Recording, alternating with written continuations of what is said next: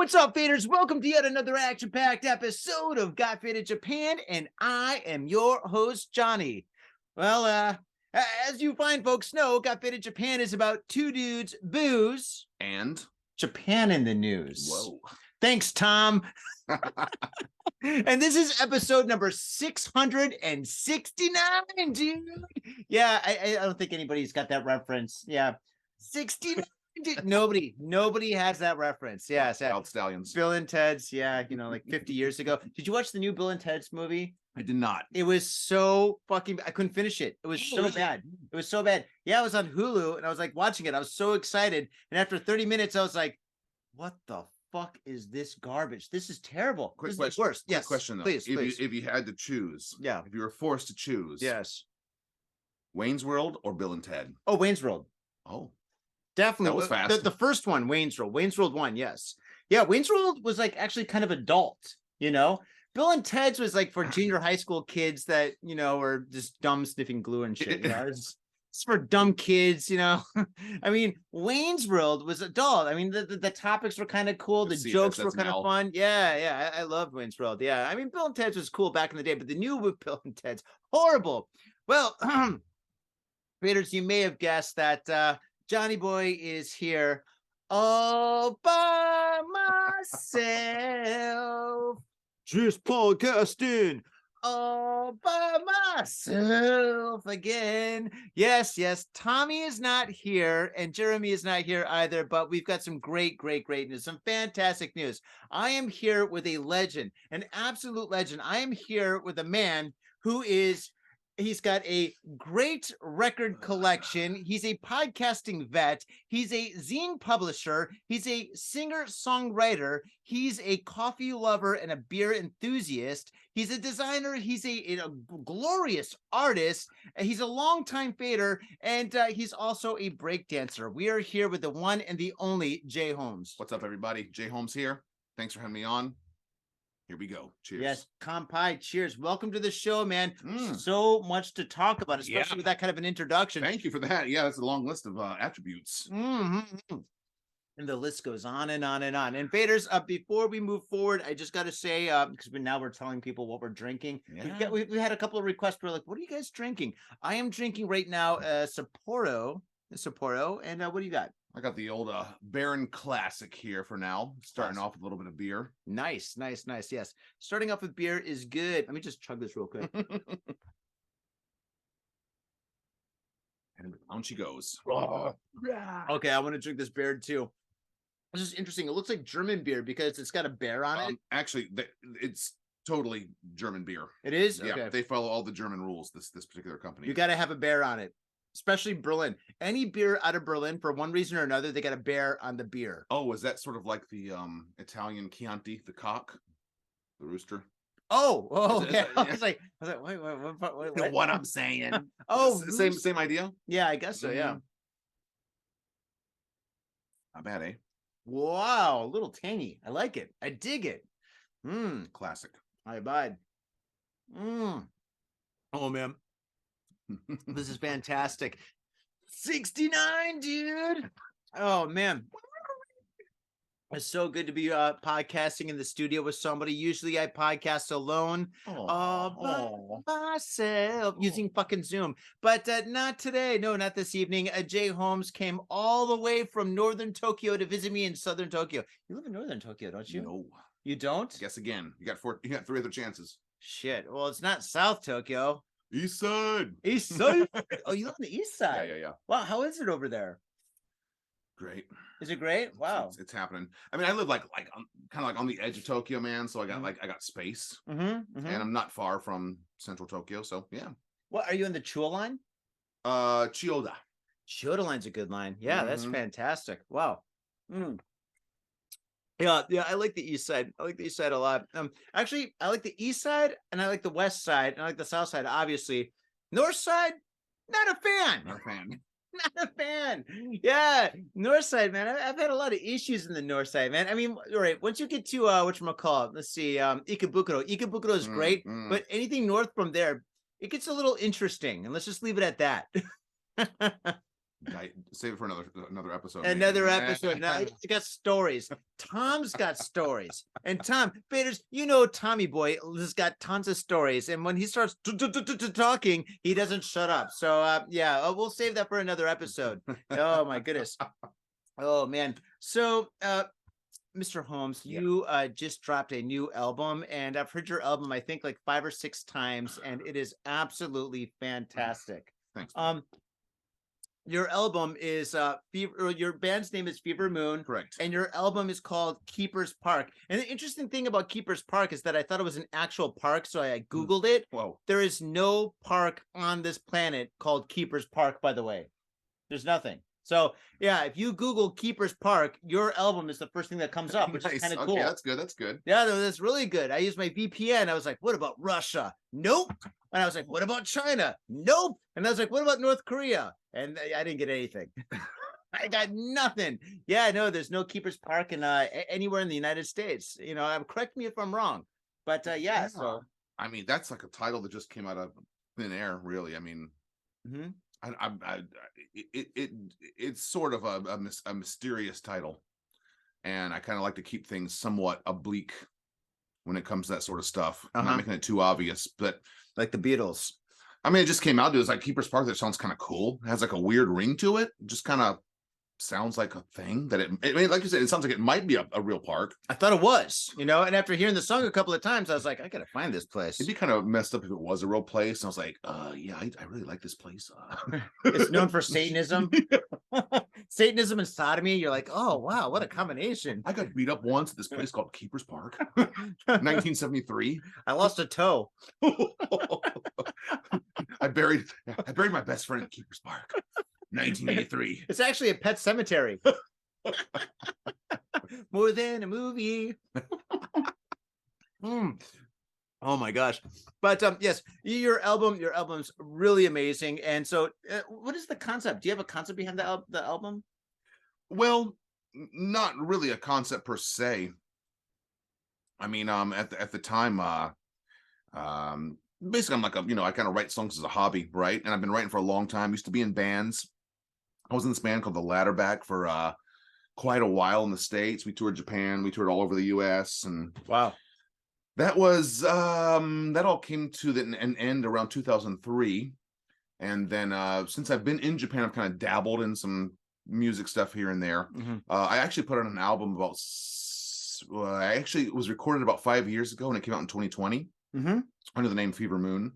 And that was recorded back in the States when I went there for a holiday. Really? I got some friends together, man, and I have been demoing songs. I got a real big inspiration rush just for writing and stuff, and at that time it was kind of like I was kind of like going through a bunch of crap and kind of got a bunch of songs out, and went to the States and got a few of my old bandmates together, a few friends, and then we put the album out. And then I kind of actually sat on it for a while. When 2020 hit, I decided to put it out. And a few of my friends were like, man, this is great. Yeah. And I was kind of like a little bit taken back. They're like, you got to keep doing this. And I was kind of like, maybe I will. I don't know. And then, just by chance, just more songs started pouring out. And I actually ended up putting basically, the Keeper's Park is one of the albums. There's another record too called The Long Chains of Love. That's the one that you're talking about, right? Well, so Fever Moon actually did a double album release. Oh wow, okay. So Keeper's Park is one that you've heard, and then The Long Chains of Love is the sister album. Oh wait, so they're both released at the same time. So basically, I basically went into the studio in May of this year, 2022, recorded about 25 songs. Oh Jesus, how long did that take? You know what? It's weird to say. I mean, at some point in time, you sort of get this in your head of like, work hard, or work fast. And then one day you feel like, shit, man, just work smart. Oh, yeah. And honestly, it didn't take as long as you would think, because I planned it out really well, and I collaborated with a bunch of friends. I had a guy who came in, a good friend of mine who's a composer, and he did like a beautiful cello violin score for one of the songs, and recorded it live in the studio, and had a bunch of my friends who came in Morgan Fisher from the band Motha Hoople's on the record. A friend of mine called Reika Neko from the Japanese band called The Nurse is on the record. And then I had a bunch of friends from overseas who I also asked to pitch in and do some vocals or lay down a guitar solo here and there. And so the whole thing didn't take all that long in a way. Like it took time for sure, but most of that time was planning before hitting record in the studio and whatnot. But yeah, it was a great experience, man. We all had fun. It was a very relaxed vibe, you know. That's cool. So, I mean, in terms of like a concept and things like that, it's really just a matter of like throwing a bunch of songs into the air and then just cutting it down and forming it into like what sounds right for per album. Does it make sense? It makes perfect sense. And it's kind of interesting that basically you did it completely opposite how most bands do it in the studio. Well, you know, it's weird, dude, because like, I mean, basically the band is Daryl Baker on drums. I love Daryl Baker. That guy's phenomenal, so cool. Phenomenal drummer. Not just he's a lot of times bands need a drummer that's amazing, right? But it's very rare that you get a drummer who's also like got musical sense that kind of extends beyond just like boom, boom, boom, you know? Yeah. He's one of those guys who's got a lot of backbone in his musical knowledge. And he's such a cool guy, dude. Cool I love guy. drinking with him. He's so much fun. Yeah. So, I mean, him and I hit it off right away. And the weird thing is like, you know, we met by chance, man. You know, he pulled up next to me in a bar one day and he was just like, yeah, I've been teaching a golf lesson next door at this golf place. And I was like, oh, okay. Nice. He teaches golf? He's actually a avid golfer. He's an avid lover of, believe it or not, the Grateful Dead. Really? Well, he's full of surprises. You shouldn't say this on a podcast. Dude, we got tens of thousands of people listening to this. Dude, it's bad. Yeah. No. He doesn't like golf. He hates it. He loves heavy metal and punk rock. Hey, man, Alice Cooper's an avid golfer, too. So, you know, so is Fat Mike, too. You know, there you go. Yeah, no, nothing wrong with golf, but I just didn't think, you know, well, there is something wrong with golf. You know, that's interesting. You know, I like backgammon, you know, so maybe it's a weird games or cool. I mean, I think what it is, and I'm not a sports guy. I should clarify this before anybody gets upset about me bad-mouthing sports. I don't have any knowledge of sports whatsoever. However, I think the reason why people love golf is because it's a mental game and it's a social game. I think people who are super social love golf. People who like to really like sort of like twist their brain into knots trying to think about how to get a ball into a hole. It's fun, right? For me, not my thing. But God bless Daryl Baker for being into golf and Grateful Dead. Yeah. Because he's a fucking great drummer. He's a cool dude. Super cool dude. And then the other good friend of mine, Nick Bello, he's the bass player, and he was the guy who kind of pushed me to like get the songs going. He's also a super accomplished bassist, and he loves golf too. Everybody loves golf except for us, man. Unfortunately, he's just a great chef. Oh, this is a lot of inside baseball for your band, huh? Man, tell you what. Maybe we should just talk about the music. You want to? This is gonna be the last day of your band. Like tomorrow, like people are gonna listen and be like, dude, I didn't want anybody to know about this. or they'll be like, golf lessons sound pretty nice. Or you know, it could, you know, you never really know, you know, what you say in a podcast. I mean, that's how I found like a lot of like interesting things that I love now, you know. Sure. Making bread. I was like listening to podcasts during the pandemic. People were talking about making bread. I'm like, let me see if I can make bread. I can't make bread. I fucked it up. I'm the only person on the planet that fucked up bread. Dude, no. I'm right there with you. I gotta say something. Dude, I killed my neighbor. What are you talking about? With bread? Yeah, I gave it to me choked. Some weird like yeast poisoning. Gave her a yeast infection. I gave her a yeast infection. Let's not talk about it. Oh boy, too soon. No, but you know what? I'm really bad at making bread, man. I cannot knead dough to save my life. I have tried. You know, I love pizza, man. So I'm trying to make my pizza dough, and just it's just a goop. It's a mess. Yeah, my hands don't do it, man. My hands can't do it. Yeah, Nick Bello, my bassist, he can make pizza. Yeah, you know, people that can knead dough, great masseuses. They're good. Yeah, if you see them like doing their magic, you're like, hey, I've got a little knot right here. Can you kind of, oh, yeah, just give him the shoulder. Yeah. Nothing creepy about that, huh? Yeah, nothing creepy about that at all. Oh, yeah. Sound like Macho Man Randy Savage getting a massage. Oh, yeah. Right there, baby. Oh, yeah. That's a mental image for you right there. Yeah, I'm kind of disturbed now. Grease it up. Didn't he die from a massage? He died He was from getting a heart attack after he's getting massaged or something. he died from a Slim Jim getting stuck in his windpipe. Some people call it a Slim Jim. Other people call it something else. Oh boy. Oh, geez. But no, I love your new album. Your new album is absolutely fantastic. You know what the coolest thing about your new album is? It's really different than a lot of albums I hear. I listen to a lot of music, right? From start to finish, every single song on your album is great. And it's so refreshing to actually listen to a full album and hear one song that's awesome. You're like, okay, this is good. And hear another song that's really good, and then another song that's really good. And then when you get the last song, even though your last song's in Japanese, you're like still like, oh my God, this is like really fucking good. And you're just like really satisfied. It's like going to like a really nice meal on your birthday and having a delicious meal, and you're just like, oh man, that was so good.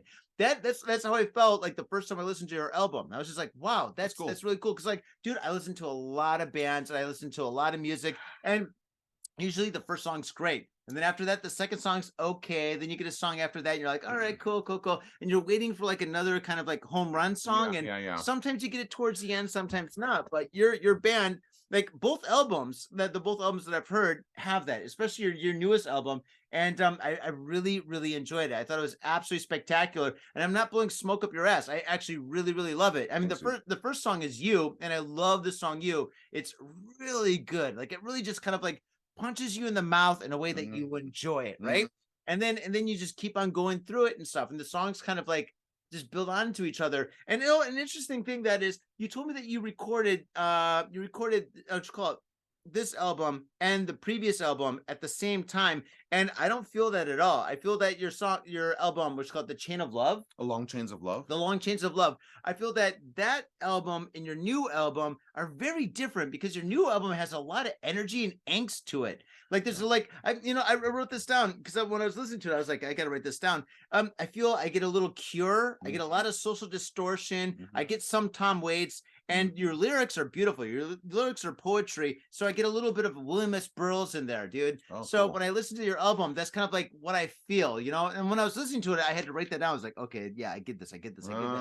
As I was listening, actually, I wrote that down the second time I was listening to it, not the first time. I gave it a fresh listen, and then the second time I listened to it, I was like, oh, cool. And I've seen you perform live twice, when I saw you perform twice, I really enjoyed your stage presence, the energy that you guys have. Every band member is a little bit different, like in personality, but you guys all gel together very, very well. It's a really great performance, man. I really enjoy your show. But when you go to a show, you see like a band performing, I mean, you're just enjoying everything together. You're enjoying the people there, the dancing, the booze, the whole experience, right? But when you sit down and you put on the headphones and you actually really focus on the music, it's different, right? But I really enjoyed it, very much so. Thank you. And I think it says a lot in this day and age for people to have the attention span to listen to an album, 10 songs, 40 minutes of your time. And like you said, you heard it a few times. And I think I'm for better or for worse, I'm the kind of person that when I start to work on a project, my brain tells me exactly some kind of a weird like goal. Yeah. Does that make sense? No, it does. So can I open this, by the way?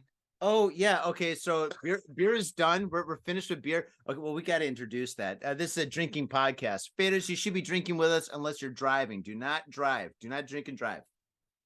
Pop the cork on this. Okay. What are we drinking? This is great. This is going to be our Nihonshu for the night. This is a Dasai 39. Johnny, you want to tell them all about what it means? The number? Yes. The numero? Dasai is the name of the company, and 39 means that they took every single grain of rice, and before they made that grain of rice into the sake or nihonshu, they polished it down until it was 39% of the grain of rice, which means it's 39% more pure than any other nihonshu grain of rice. If that makes sense, yes. Let's see how it tastes. Okay, here we go. So you've never had this? I've had 50 and I've had 23 and I've had 34. Right. I've never had this one. All right. Oh God, dude, that's a healthy pouring. A healthy pouring. I mean, unfortunately or fortunately. Oh my God. Smell this. Yeah, it smells clean. It's fruity. It smells like It smells like Kool-Aid. it also has like a certain kind of like mountain stream kind of, you know what I'm saying? Like a kind of super fresh mountain air kind of feeling. It's very fruity. Floral. All right, cheers, everybody. Cheers, Cheers. faders. Kampai. Kampai. Kampai. Kampai, faders. Yeah. Don't drink and drive. Wow. No, it's smooth. It's fruity. And it's got this dry aftertaste. It's got a lot of like banana esters and stuff in there. Do you understand? Do you Wow. Wow. Yes, it does. Man, Yeah. it's super smooth. Absolutely smooth. Decides a beautiful Nihonshu. And Nihonshu is the name of sake. When you, I mean, outside of Japan, you say sake, everyone's like, oh, sake. When you come to Japan, you shouldn't say sake. Sake just means any kind of alcohol. Nihonshu is this motherfucking shit. And this is good. Okay, so dude, here's the weird thing. Well, what are we talking about? We're talking about music album. Oh shit, that's right. Yeah, sorry. This is such great sake. This is going to be a weird. I don't mean to make a weird segue here, but this is an honest truth. Uh-oh. About a little over 2 years ago, I started meditating. Okay, Transcendental, not TM, but another kind of like non-religious kind of meditation called Vipassana. And during that time, one day in I guess it was sometime in 2021. After my meditation, I just suddenly had this thing. I said, I'm going to put out 2 albums. I'm going to record 2 albums. I'm going to put them out next year. I'm going to get a record label to do it. Weird, right? That's pretty weird. And then, especially when you're not supposed to think about anything when you meditate, right? It was after. It was sort of like this weird, like sort of like moment of just like, bing. Oh, I know what I'm going to do now. Okay, I guess I'm going to do it. Holy shit, that's awesome. And then, dude, I didn't even have songs written. I didn't even know how to play an instrument. Where's my kazoo? I got a harmonica. If I had a hammer, I'd hammer it. What? So that's also the weird thing is like all this stuff, like the name Keeper's Park, all the songs, all the lyrics, it all kind of came out of this weird me kind of like going into a state of mind that sort of like just like let go of all distractions, of all the stuff around me, the news, the television, the radio, the hustle and bustle, even, you know, my own brain buzz, you know. And when that happened, like it sort of just this stuff came out, and then it just sort of like fell into place in the weirdest of ways. In other words, I was kind of like in a weird way, kind of hands off in a funny way. Does it make sense? It makes a perfect sense. Like I worked on it, but it was sort of like not really just like I wasn't sweating or anything. It was just like, wow, okay, it's happening. Hey man, sometimes the universe just talks to you, man. That's the thing.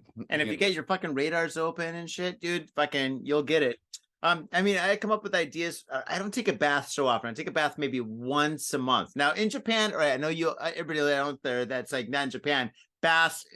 Who takes baths? But in Japan, people take baths all the time, right? And every so often, I'll take a bath, like a super hot bath, right? And I'll just get in there and I won't meditate, but I'll just chill. And sometimes things come to me, right? Sure. And for like the exhibition that we're doing together, yeah, I came up with a lot of ideas all at once. Yes.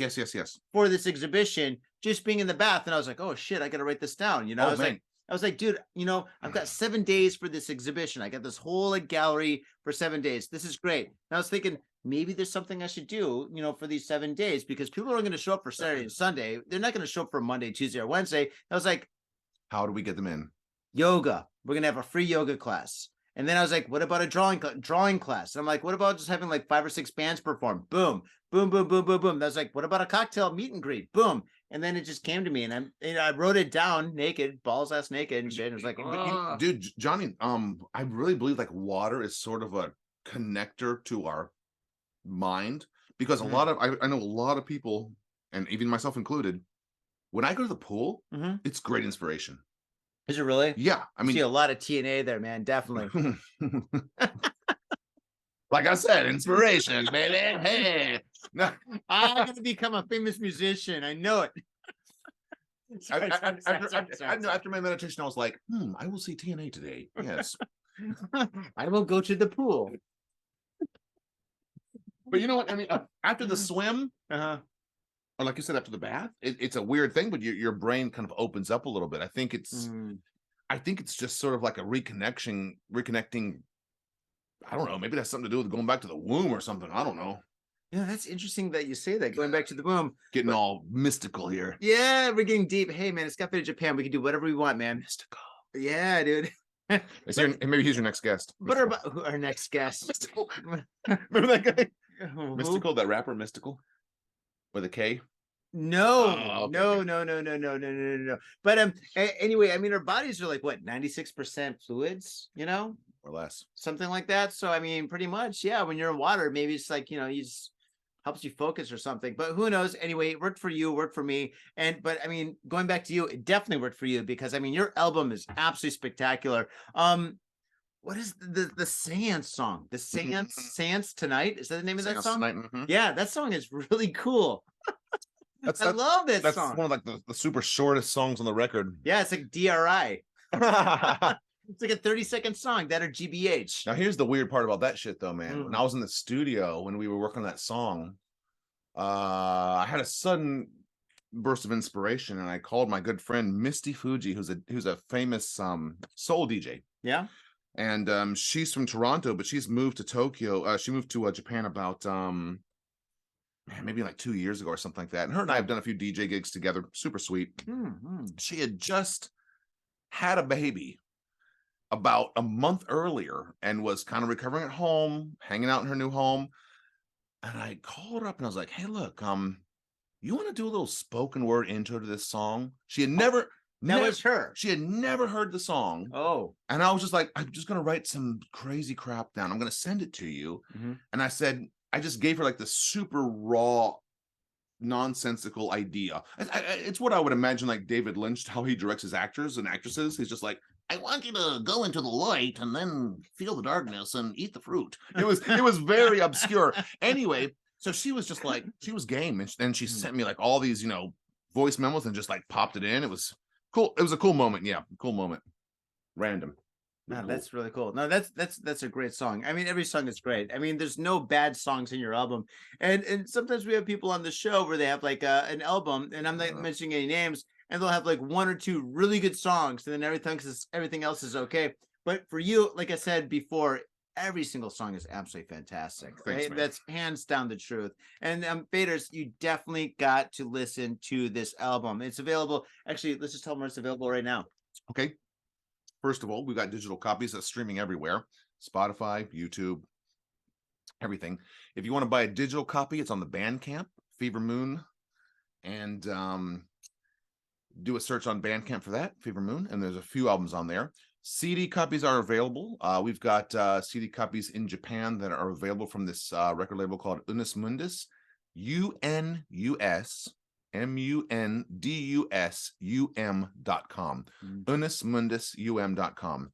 And they're selling physical copies. And then if you're in the States or overseas, then you can order through this website, bifocalmedia.com. And fingers crossed there's going to be some wax on the way as well. So Really? yes. Really? Are you gonna have 45s? It depends, man. So there's been actually 3 singles released with videos that are on the YouTube channel for Fever Moon. And there's one more video that's going to come out, I think, next week for the song Whistle Talk. So you really have music videos? Yeah, I've got 3 so far. Yep. Oh, that's great. I was going to ask you about that. That's so cool. So basically, I directed a music video. He directs. He does it all. I did. Add that to the list of stuff. There's so there's like a 3 and there's it's a long story, but there's going to be another music video coming soon, and if so, we'll do the 45 for it. Cool, because I do love 45s. I do too. Gotta love the 45s, man. I'm a fan now. Before I was like a full record kind of guy. Now I'm like 45s are kind of cool. You just sit down. I mean, things about 45s, you put in, you listen to it, and you really just kind of listen to the music, and then you flip it over, you listen to the B side, and then you're good. Yep. I mean, it's a quick fix. I like 45s too. Got tons of them, unfortunately, tons. We'll talk about records later. Help. But yeah, man, there's actually 3 music videos up on the YouTube channel, Fever Moon, and one more coming soon. Awesome, that's so cool. All right, I want to move the needle and talk about design. So yeah. Okay, for your new album, you've got kind of a Shepard Fairey-esque kind of 1970s design that has like, I love the trim along the edges because I've been doing that a little bit with my paintings. Yeah. And when I saw that, I was like, that's pretty fucking cool, dude. Did I copy you or did you copy me? I don't know, man. But fucking, that's really fucking dope. Tell me, did you design the album cover? I did. I designed the album cover for nice. That's the answer I wanted to know, dude. I'm so happy. Which was another weird thing where I had hired another artist to do it actually a few months ago. Did you really? Why would you do that? Because you're a brilliant artist. Your artwork is fucking so cool. You know what though, dude? It's that kind of this weird thing. Like, I don't want to be like the Tommy Wiseau of like indie rock of like, yeah, I wrote the music, I produced it, and I did the artwork, and I and I really wanted to see like I want to see like another stamp of someone. And there was an artist I really loved, and I really wanted to get her scope, because she was a fan of the first record a lot, and I was like, oh, can you please make something for this? It didn't quite work out though, just for time reasons and stuff like that. And so then when it came down to it, man, I was just like, you know, I'm just gonna try to make something. I just hunkered down for a week and just started, you know, messing around with ideas and but you know, I also love those kind of like jagged, rough borders and those sort of like I mean, I come from like a DIY history, you know. Yeah, we both do. I love screen printing. I love this kind of making your own shirts, your own stickers. Yeah, going to living at Kinko's. Yeah.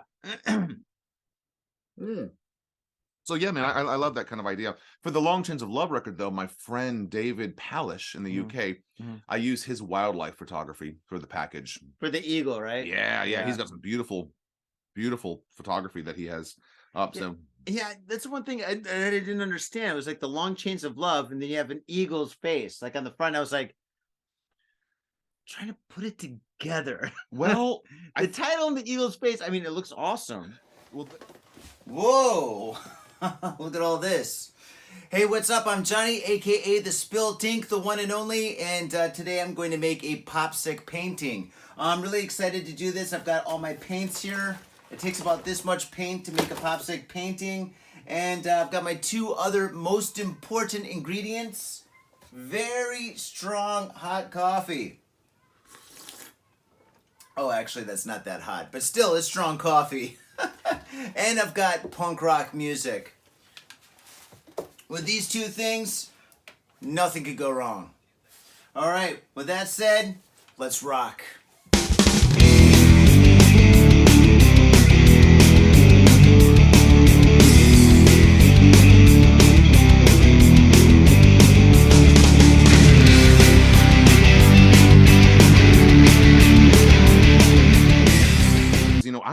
I'm a big fan of stuff that doesn't make sense at first glance. So it's like 1970s record covers sometimes. Yeah, sure. I mean, I just love, except for 82. I mean, except for like The Wall. I mean, that's a pretty weird. I mean, wow, that's that's kind of a scary album cover, though, is it not? If you've it's never... a wall. It's like white with like the lines and stuff. It's got the face coming out. So yeah, you're like, yeah, so wall, yeah. The wall is the wall. Sorry, I'm thinking of the soundtrack of the movie, so I'm thinking. I'm sorry that with the face coming out and shit. Oh yeah. Oh, that's a great movie. Yeah, but I do find that artwork has to match the feeling of the music and whatnot. And I'm an aesthetic geek, I would say, somewhat of a design geek, but more of an aesthetic weirdo. You know, like I've got to just have something that has I don't know what the word is. Maybe it's allure. Like, it doesn't have to look cool, doesn't have to look great, but as long as it looks like something that's going to kind of be like, what the hell is that? You know what I mean? Like, and I think, I mean, even the title alone is kind of odd. The Long Chains of Love. What does that mean? It means a lot of things. It could mean a lot of things to anybody. I don't know. Put an eagle on the cover. Boom, got a record. It works. Yep. It works. And it's a great album too. It's absolutely fantastic. Yeah, both of your albums are really, really great. But I was curious about the eagle. Yeah, I mean, I think part of it was there's something about the eye of that. I think it's a hawk. I think there's Is it a hawk? Yeah. Oh, it's just like so close. It's like a close-up, it's right? a close-up, and then but there's something about the way that hawk's eye is looking past the camera off in the distance, and it just has a very eerie, beautiful, and kind of mysterious look to it. And Stop right there. That's why it makes sense. That's why it makes sense. I could go on. That's it. No, it makes sense. It's the look of the eagle at the hawk's eye, right? Just look in the hawk's eye, then it fucking makes sense. Yes, leave it. That's the answer. That's the answer. Hawkeye. Hawkeye. Oh, we're gonna get into MASH territory. Okay, awesome, man. It took 5 minutes to answer that question, but yeah. Wait till we get into the MASH podcast. That'll be really fun. Oh, the MASH podcast. Oh, geez. Radar. He's such a character. Oh, man. Oh, man. So, okay. You are a brilliant artist. Your artwork is absolutely spectacular. I love your art. I love your concepts behind your artwork. You've we've done what, 3 shows together? 3 or 4 shows, I guess. Yeah, right? it's gonna be like 4 or 5 in 2 weeks. Right. But your artwork is really dynamic. You do such great stuff, and your songwriting is really, really intense. And I'm curious, how does that work together? I mean, like, being like a really great songwriter and musician, and then being a really good artist, how do they complement each other? Well, I mean, I guess they all live in the same weird stream of consciousness, really, man. Because in all honesty, I know it sounds kind of weird, and every artist has their own way of doing things, but I try not to overthink shit too much, and I think that's kind of important for me, because the more I think, the less I do. And actions are so much more important than words, as someone once said. Who was that? Leonard Cohen? But that's a joke. I've got some of his albums. I love Leonard Cohen. I love Leonard Cohen as well. Yeah, yes. Leonard. To Mr. Cohen himself, yes. And to his family. But the weird thing is, man, is like I honestly, as odd as it sounds, I kind of consider both of those aspects kind of compartmentalized in my brain when it comes time to do stuff. Because you're going to talk to me maybe like 2 or 3 months ago, and I'm all like, music mode. But now we're in the process of getting ready for this big show. Oh, it's such a big show. So now I'm at home, and I'm doing, I'm banging on the wood and slapping paint on the boards and whatnot. So I think that the question's interesting.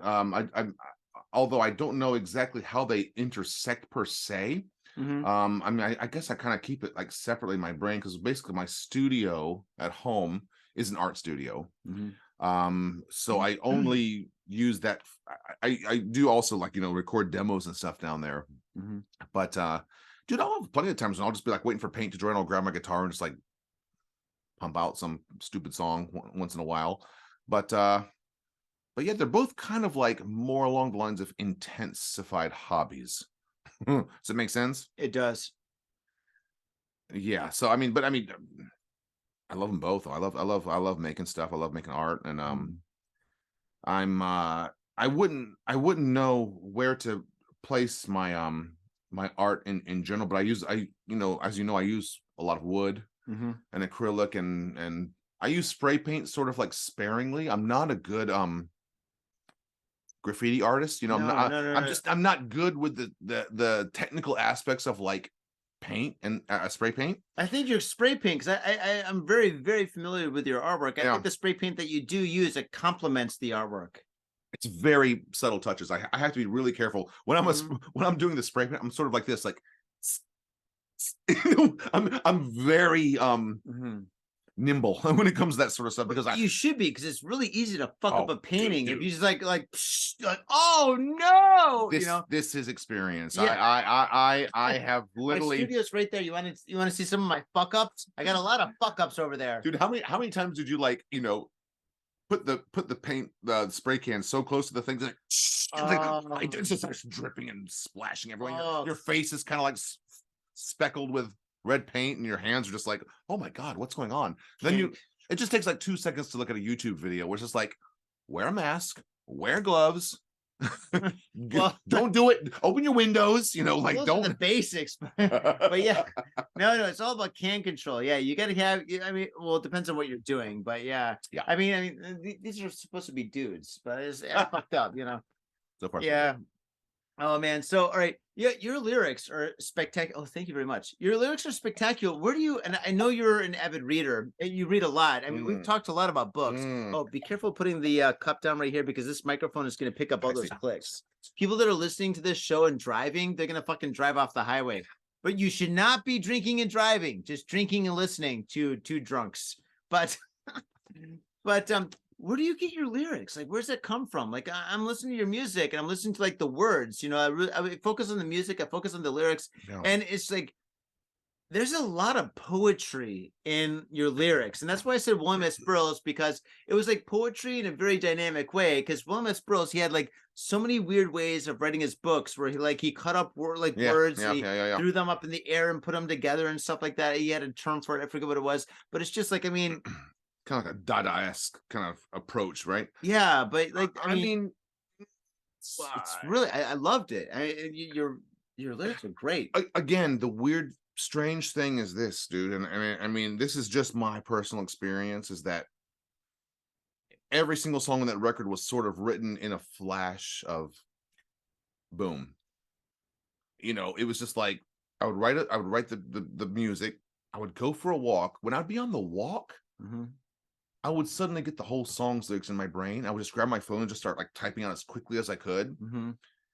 And then I would come back and I would try it with the lyrics matching up. And 99% of the time, it just was just a perfect match. Fuck. And this is not a brag by any chance, but I mean, I've been writing songs for a very long time. I mean, I've been writing songs for maybe, I don't know, since I was probably since I was about 13, been writing songs. This time around though, like I don't really write from my personal level. I don't write a lot about like what I'm feeling because I think that's kind of boring. I like to sort of like let characters inhabit my pen. And I think that's a cool thing. I think a lot of writers have that kind of open heart for that kind of stuff, or open brain for it, where it's just like, you got to get possessed by your characters, even if it's just for 3 or 4 minutes for a song. So I'll write a song from like, a perspective of like, someone who's about to, one of the songs is just, for me personally, I feel like it's something like from maybe like a woman who's like wants to leave her partner, but it's a weird relationship. She can't get out. It's not me per se, but it is sort of like the spirit of someone who may or may not exist, but it does exist in this story. So I like to think of the songs as sort of like mini novelettes or vignettes. And I think it's kind of cool to have that shit sort of be like up to the listener to sort of like grab their own dream from that sort of thing, like pick their own spot in the stream, dip their hand in it, see what they get. But dude, the lyrics are very important to me. I really do sort of feel, I mean, I'm the kind of person who, when I used to buy records and tapes, I'll sit there and I'll like open the lyric sheet and I'll read along with whatever I'm listening to, because I think lyrics are really cool, really, they're powerful. They can be. Yeah. I love a good lyric. I mean, it's and I mean, it runs the gamut from hip hop to to folk music to like the Grateful Dead to sorry, I was what are you gonna say, like J-pop to J-pop to K-pop to BTS? Hey, there might be some meat on that bone. There might be. I don't know. Hit me up. That's a different podcast. But your lyrics are really great. It's like, it's more like stories. Stories. It's more like stories. Like when I listen to like your songs, it's more like stories, and I really appreciate that. And they're all great. Seriously, they're all really, really amazing. Thanks, man. Thank you. Yeah, I really do love them. And okay, just having a conversation with you, we're covering all these questions. Grip. But let's see, there's one here that I wanted to. Oh yeah, bands. Okay, so you're in bands growing up. Yeah. Like when you first started like doing music, were you a songwriter? Were you singing? Were you playing guitar? Or what were you doing? And what kind of music was it? I mean, actually, man, I kind of got into this whole thing on a very accidental level. I my father's friend came to me one day and was like, I've got an old acoustic guitar in the attic that I've always wanted to learn to play, and I never learned to play it. Do you want it? And I was like, sure. And I've never taken a music lesson, never had like, Are you serious? dude, I can't even read music at all. Oh, let's not talk about Miles Davis. Oh God. Yeah. Remember we had a conversation about Miles Davis and I got pissed off about the rockers because they couldn't read music. Yeah, Faders, we are very, very big fans of Miles Davis. We both read his books. We've seen his documentaries. We love Miles Davis. We've had hours-long conversations, drunken conversations about Miles Davis. So for you to say that you can't read music, I'm like, oh, dude, Miles right now, he'd be so pissed off at you. I'm sorry, Miles. Unless you're Hendrix. MD, sorry, MD. Yes. Sorry about that, but yes. Yeah, no, but I had to put that in there because no, I'm drunk. But the thing is, I mean, when I was growing up, we were huge fans of Nirvana, and of course, and yeah. I graduated high school 93, Faders, so what can you say about that? I saw. You mean 2003? Hey, right? 2003. I graduated in 2023. The School of Hard Knocks. The School of Rock Not. The School of Rock. Rock Not. It's kind of like Psych, it's like the new Psych. Remember Not. Psych? It's like not, I don't know. Maybe I don't know. No, but the thing is, I played in a lot of bands, and most of my bands were like garage bands. We did do like a lot of shows. We toured. That's the cool thing, though, man. When I was younger, it wasn't just about like doing. I mean, I've got tons of old demos from my old bands. My old first band, we did like 3-4 demos. The next band, we did a ton of demos. We put out records. We toured. Records. Oh yeah. Vinyl. Yeah. Wow. Dude, I was the first vinyl I ever put out, I think, was 1996. I probably saw that. I used to work at Amoeba in San Francisco. Yeah. This is I was in a band called Koresh. Oh God, Koresh. Yeah, we couldn't sell those at all. And we had a. It's a funny thing you mentioned the hawk on the cover. This record had a zebra on the cover. Yeah, with just the name Koresh with a zebra on the cover. But anyway, and then I've kind of been in bands for a long time, done a lot of different stuff. But back in the old days when I was younger, I just kind of was more of a, kind of an angsty, super crazy time signatures, insane, falling on the floor, screaming kind of stuff. Like I said, my old band toured Japan back in 2002. That's awesome. Oh, that was 2002. That's when I came to Japan. That's when Japan was still a little raw. Dude, now Japan's so polished. Tokyo's pretty polished. It was pretty raw. We did probably like the places where you stayed was like fucking. There's like no windows or anything, or dude, the crazy Mambas hanging out. There's gatos everywhere. The crazy thing too is like we did 9 shows. So most bands when they come to Japan, I realized they just do like 4 gigs. They hit like Yokohama, Tokyo, Osaka, maybe Nagoya, maybe. Yeah, we hit like Kobe, Yokohama, Koenji. Yeah, Koenji's great. We hit out it's called Star Club in Kobe. Lots of places. Yeah. But 9 gigs. But we had a great this hardcore band who set up the whole gig for us called Five Kinds Square. The singer actually owns a place in Koiwa called Bush Bash now. And Minoru. And yeah, man, that was a wild experience. And also, damn, can we just say one thing about Japanese fans? Yes. This was an insane thing for us because this is back in 2002, right? We'd already had 3 albums up by that point in time. And when we came there, I took a sort of a chance. I was like, I'm gonna do a bunch of t-shirts. I hope these sell. Hey, guess what? Sold out. Yeah. All shirts sold, super crazy well. Sold out actually. And went home empty-handed, amazingly. Yeah, Japanese fans are hardcore. Man, I've got video. I'll show you this sometimes, Johnny. This is bonkers. I'd love to see it. From 2002, yes. From 2002, we're playing in the Niman Volto. You remember that club in Koenji called 2000 Volt? Is that the one that was at the end of the arcade and then went downstairs? Yes. Okay, yeah, I've been there. That old location burned, from what I remember. But did you know John Zorn owned that club? I didn't know that, but the thing is, just like old, like Koenji's changed a couple of times, and like back in the day, Koenji from like I think 2004, 2005, they took down a huge arcade and they completely changed Koenji, and then now they're changing Koenji and making it more commercial. They're trying to do it again as well. So they're gonna do it. Everything's in the works. I mean, it sucks, but I mean that's fucking life, dude. I mean, look at Manhattan. By the way, we should say to the faders out there, if you're planning to come to Japan, go to Koenji. Hit Koenji now, because I'm not sure if that old feeling's going to be there in 2 or 3 years. It's a sad thing to say, but it's done. Dude, I lived in Shimokitazawa when we first started the podcast in 2009. I lived in Shimokitazawa. Shimokitazawa was raw. There's like fucking almost like dudes with like fucking cigarette burns all over their face, selling like bracelets and stuff like at the station. I mean, it was like a really crazy little location. Now Shimokitazawa is like Disneyland. Yeah. It's almost Uniqlo, there's Starbucks. Yeah. Harajuku still got a couple of little pockets, but yeah, anyway, Koenji, it's a stronghold, but yeah, definitely go there as soon as you can because it's gonna be gone soon. And Koenji rocks. But right now, I still love Koenji. Me too.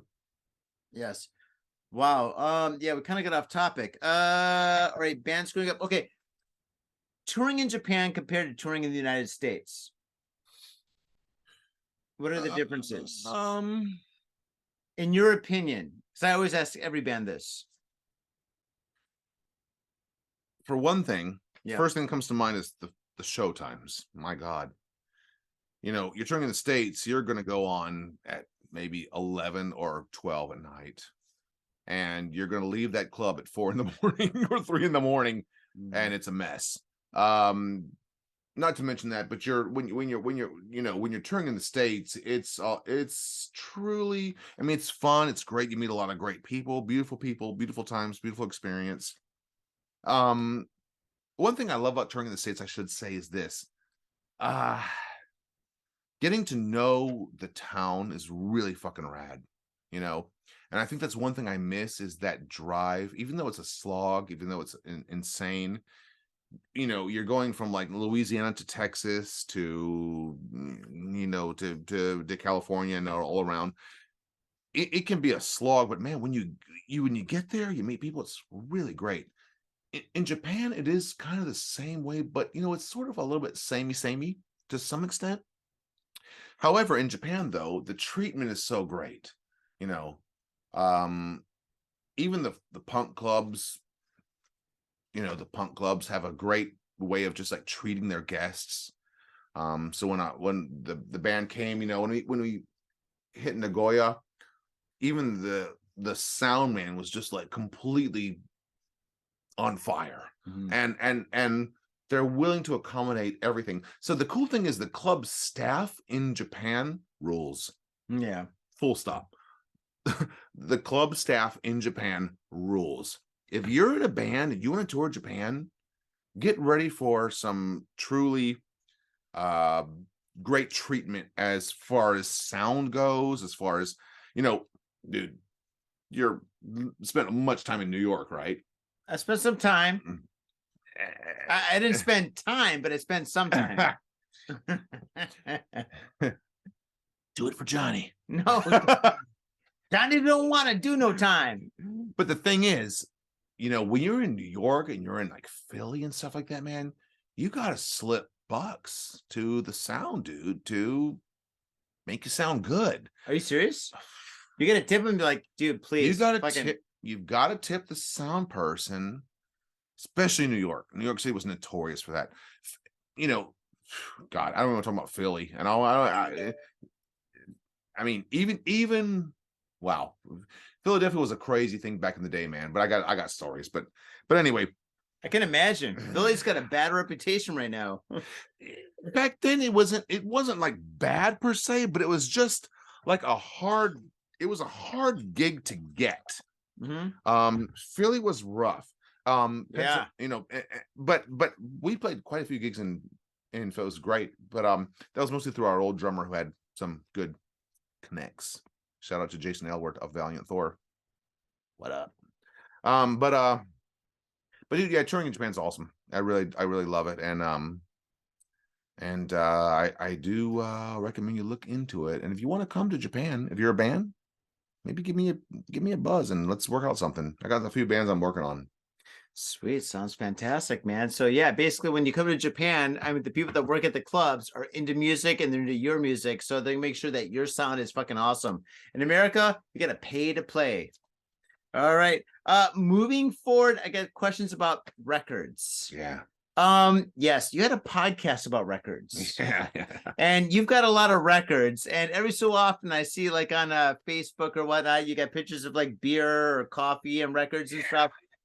I love records. I used to work at Amoeba. I worked at Amoeba for 1 year and I was a DJ for a long time. And I love the sound of vinyl. I love vinyl so much, dude. If you gave me the choice between like, let's say I have to pay for 1 record or 3 free MP3s, I'll pay for the fucking record just to get the sound, the feel, the vibe, and just like the experience. How about 5 MP3s, man? 5. Let's do 10. Whoa! But whatever, man. But anyway, I fucking love records. And the thing is, it's just like, let's talk about records. Yeah. How many records do you have? About.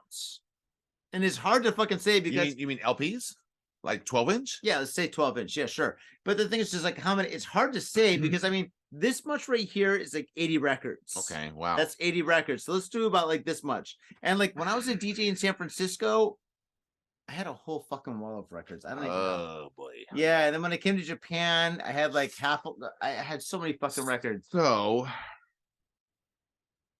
I would say I have about 2,500 LPs. Oh, that's not bad. It's a good size wall. That's not bad. It's not bad. And I'm gonna say that's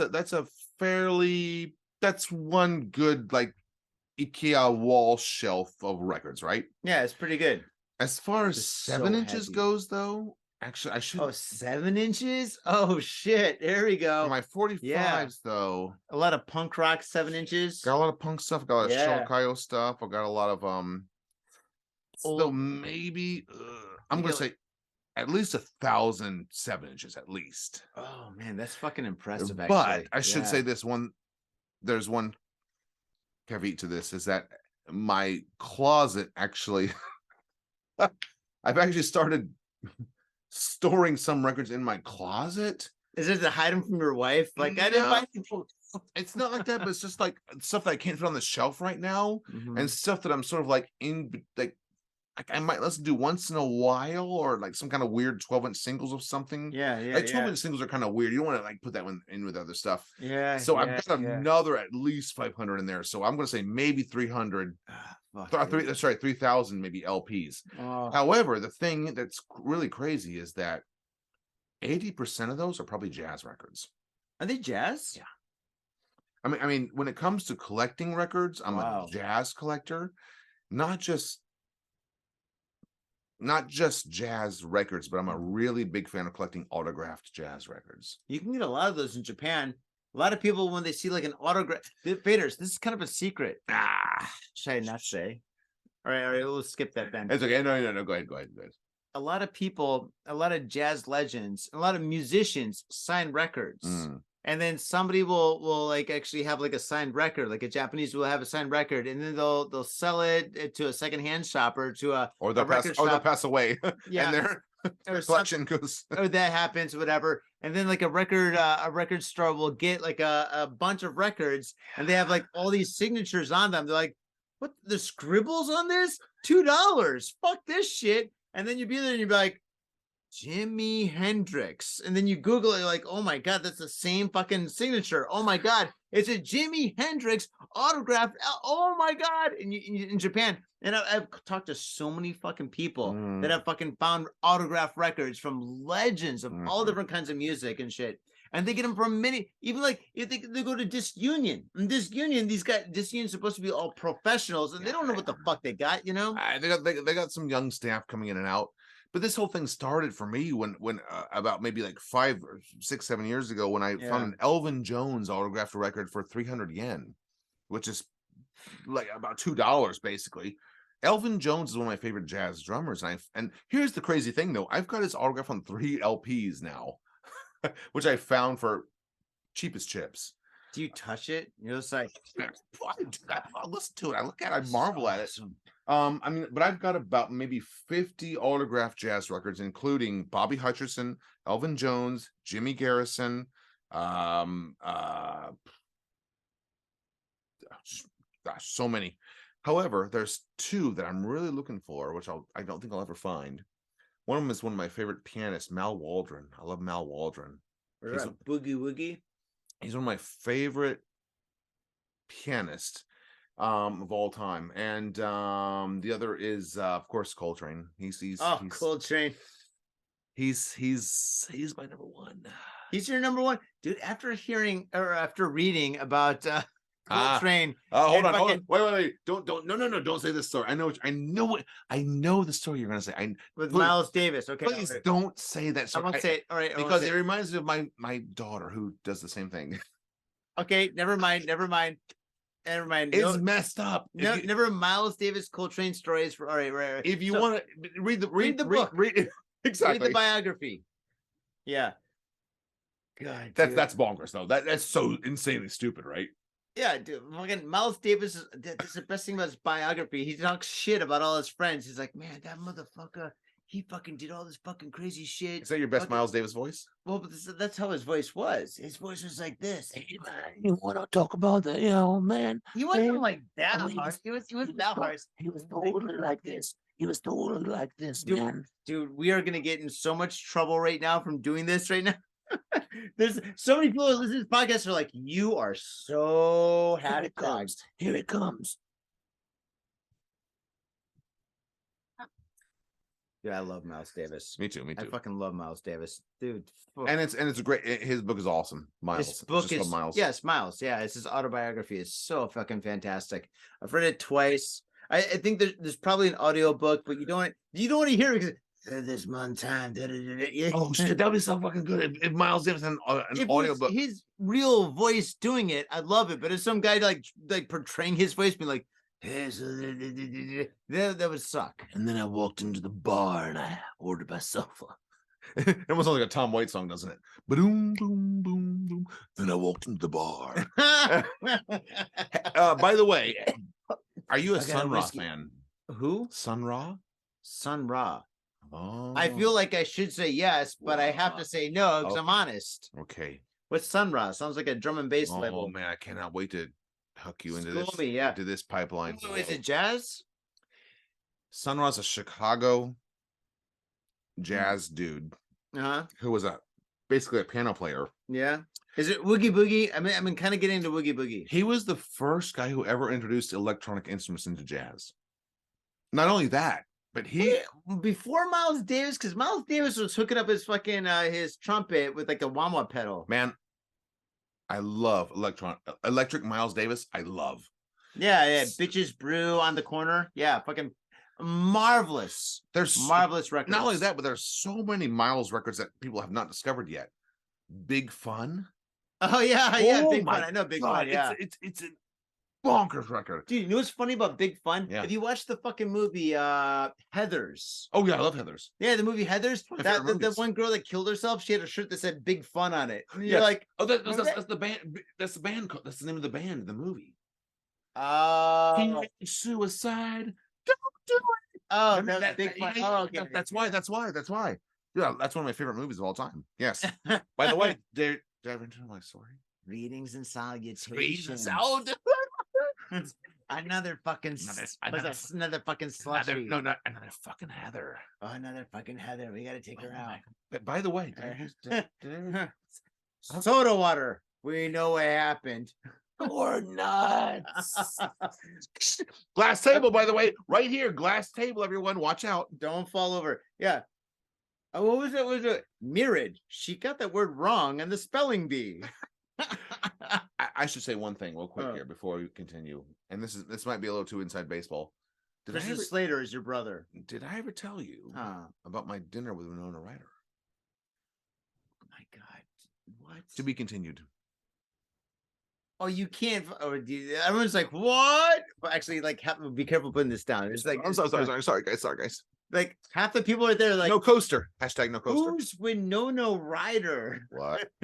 There's a lot of young people that listen to our show that love to get faded and love to talk about Japan. Yeah, I had a dinner with Winona. It's a long story short, but I'm from Raleigh, North Carolina. Put 2 and 2 together, all you smart faders out there, and you're going to understand what I'm saying, because there's a real famous musical icon. Think semi-country music, but semi-pop music. Very famous, super famous. This dude used to work at a restaurant I used to hang out with. I dated my old girlfriend who used to work there. He also didn't take showers much. G.G. Allen. Anyway, he had me at showers. He dated Winona Ryder. She came to the restaurant one night. We all hung out, drank beer, hung out. Here's the weird thing, though. I'm not like a super crazy Winona, like, super fan. Yeah. So I was like really cool. I wasn't just like, God, tell me about your, I wasn't like just like a wolf, just like, yeah. It was cool. I was just like, nice to meet you.